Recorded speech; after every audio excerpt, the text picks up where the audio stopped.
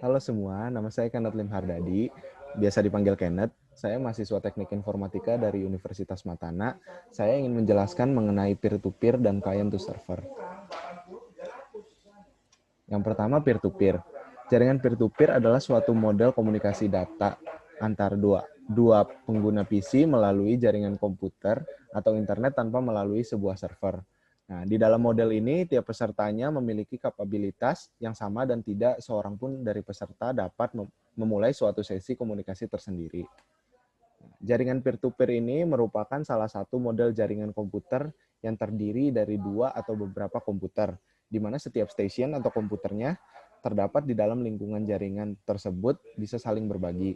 Bahkan untuk membuat jaringan peer-to-peer dengan dua komputer, kita tidak perlu menggunakan hub atau switch, namun cukup menggunakan satu kabel UTP yang dipasangkan melalui kartu jaringan masing-masing komputer. Berikut ini merupakan karakteristik dari jaringan peer-to-peer.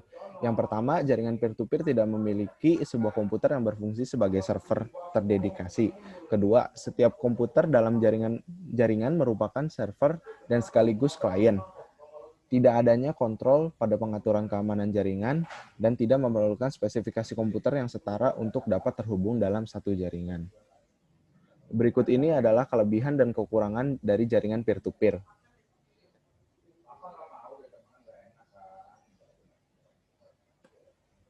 Yang berikutnya, saya akan membahas mengenai client to server. Client to server merupakan konsep arsitektur pelengkap lunak atau software yang menghubungkan dua buah objek berupa sistem client dan sistem server yang saling berkomunikasi melalui jaringan komputer maupun satu komputer yang sama. Server akan menyediakan pengelolaan aplikasi data dan keamanan data klien. Pada fungsi pertukaran akses web, client server berperan sebagai program web browser yang memberikan informasi kepada pengguna atau user di seluruh dunia. Hal serupa ini dengan akses email, database, dan sebagainya yang berkaitan dengan jaringan browser. Aplikasi client server membutuhkan laman web dan IP address dari server khusus. Klien dapat meminta informasi pada server kapanpun ia mau, karena klien adalah pengguna informasi yang ada di server.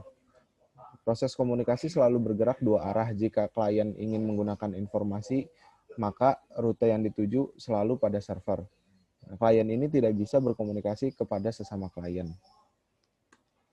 Nah, berikut ini merupakan kelebihan dan kekurangan dari jaringan client to server.